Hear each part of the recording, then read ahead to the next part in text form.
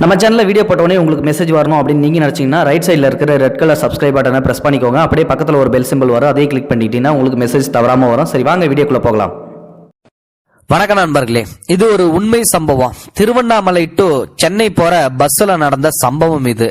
கடந்த 5ஆம் தேதி காலையில பாத்தீங்கன்னா திருவண்ணாமலை பேருந்து நிலையத்துல பெண் ஒருத்தங்க திருவண்ணாமலை டு சென்னை போற பஸ்ல ஏறுறாங்க. 8:15 மணி காலையில. இப்போ அந்த பஸ்ஸை ஓட்டுறது யாரு அப்படின்னு சொல்லி பார்த்தா அத்திப்பாடி கிராமத்தை சேர்ந்த ஓட்டுநர் சிவகுமார். அந்த பஸ்ஸுக்கு கண்டக்டர் கிடையாது, அது ஒரு அரசு அல்ட்ரா டீலக்ஸ் பேருந்து. அதனால டிரைவர் மட்டும்தான் அதை ஓட்டிட்டு போவாரு. சோ இந்த பஸ் புறப்பட்டு திருவண்ணாமலையிலிருந்து சென்னை போயிட்டு இருக்கு. போகும்போது ஒன்றும் இல்லை, கரெக்டா கோயம்பேடு பேருந்து நிலையத்துல கரெக்டா 12:15 மணி அளவுல போய் நிக்குது.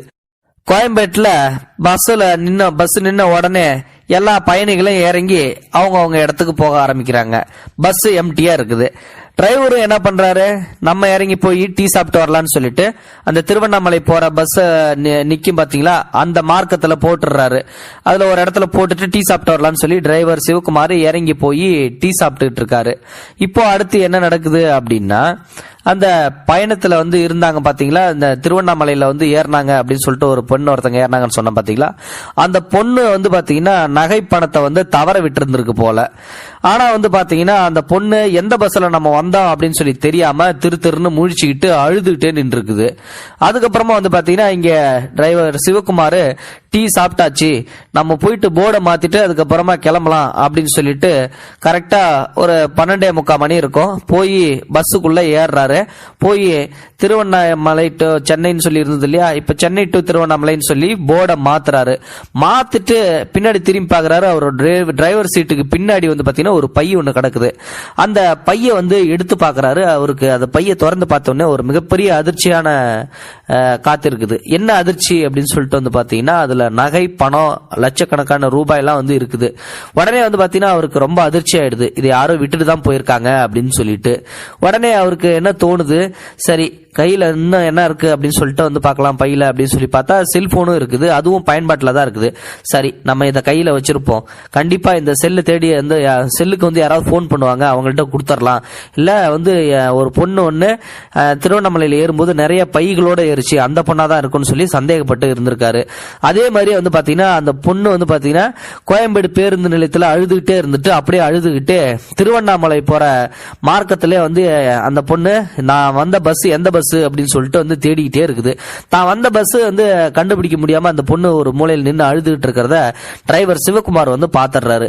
உடனே இந்த பொண்ணு தான் நிறைய பையோட ஏறி இருந்தது, ஒருவேளை இந்த பொண்ணா இருக்குமோ அப்படின்னு சொல்லிட்டு அந்த பொண்ணு கிட்ட போறாரு. ஏமா நீங்க ஏன் அழுதுகிட்டு இருக்கீங்க அப்படின்னு சொல்லி அந்த பொண்ணு கிட்ட விசாரணையை போடுறாரு. உடனே அந்த பொண்ணு சொல்லுது, ஐயா நான் திருவண்ணாமலையில இருந்து சென்னைக்கு வந்தேன், நான் வந்த பஸ்லயே என் கைப்பையை தவற விட்டுட்டேன், அந்த பையில 15 பவுனாக 2 லட்சம் ரூபாய் காசு, செல்போனு இதெல்லாமே இருந்துச்சியா, நான் விட்டுட்டேன் அப்படின்னு சொல்லி அழுது இருக்குது.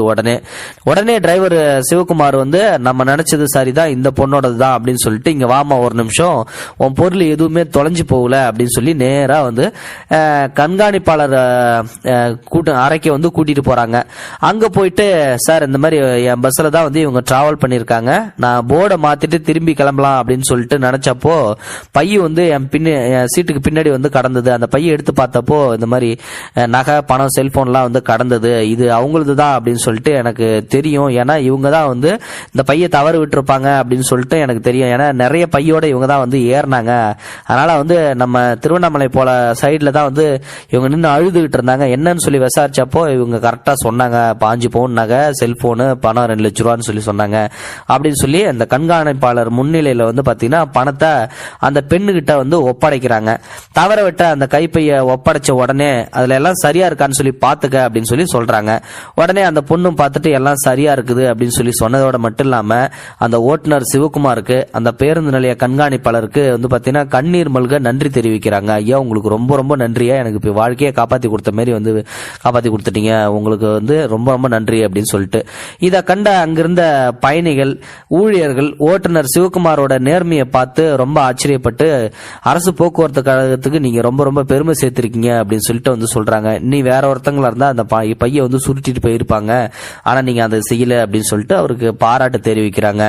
இப்போ அவர்கிட்ட வந்து சிவகுமார் கிட்ட வந்து கேட்டோமா என்ன சொல்றாரு அப்படின்னா, நான் 2007 ஆண்டுல வந்து பாத்தீங்கன்னா போக்குவரத்து கழகத்துல சேர்ந்து திருவண்ணாமலையில தான் தேனிமலை பணிமனையில் தான் நான் வந்து வேலை செஞ்சுட்டு வந்துட்டு இருக்கேன். சென்னை கோயம்பேடு நடத்துனர் இல்லாத சொகுசு பேருந்துல ஓட்டுநரா பணி செஞ்சுட்டு இருக்கேன். பேருந்துல கையை தவற விட்ட இந்த பெண்ணு வந்து பாத்தீங்கன்னா பேருந்துல ஏறுறப்போ அதிக பைய வந்து கையில வச்சிருந்தாங்க.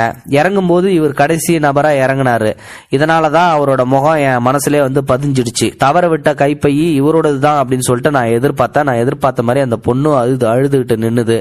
அதே போல அந்த பெண்ணு வந்து பாத்தீங்கன்னா மறுபடியும் அந்த பைய தேடி வந்ததுக்கு அப்புறம் தான் நான் உறுதி செஞ்சு அவரை அழைச்சி அவங்கள்ட்ட விசாரணை கேட்டு அதுக்கப்புறம் ஒப்படைச்சேன். கைப்பைய பஸ்ல தவற விட்ட பெண் கிட்ட மீண்டும் ஒப்படைச்சதுக்கு பிறகுதான் என் மனசை வந்து நிம்மதி ஏற்பட்டது. மேலும் வந்து பாத்தீங்கன்னா இது போன்ற நகை பணம் தொலைந்து போனதையும் பேருந்து நிலையத்தில் உடல்நிலை சரியில்லாத நபரையும் காப்பாற்றி மனிதநேயத்துடனும் அர்ப்பணிப்போடும் ஓட்டுநர் பணியை மேற்கொண்டு வரும் சிவகுமாருக்கு பாராட்டுகள் குவிந்த வண்ணம் வந்துள்ளன. உண்மையிலுமே இவர் பண்ண செயல் வந்து நம்ம நிகழ்ச்சி அடைய செஞ்சிருச்சு. நீங்க இந்த வீடியோ பத்தி என்ன நினைக்கிறீங்க அப்படின்றத மறக்காம கமெண்ட் பாக்ஸ்ல சொல்லுங்க. முடிஞ்ச இந்த வீடியோக்கு லைக் பண்ணுங்க, ஷேர் பண்ணுங்க, சப்ஸ்கிரைப் பண்ணுங்க. தேங்க்யூ ஃபார் வாட்சிங். இது போன்ற செய்திகளை உடனுக்குடன் நீங்கள் தெரிந்து கொள்ள மறக்காமல் எங்களுடைய சேனலை சப்ஸ்கிரைப் செய்யவும், கூடவே பக்கத்தில் வரும் பெல் ஐக்கானையும் கிளிக் செய்யவும்.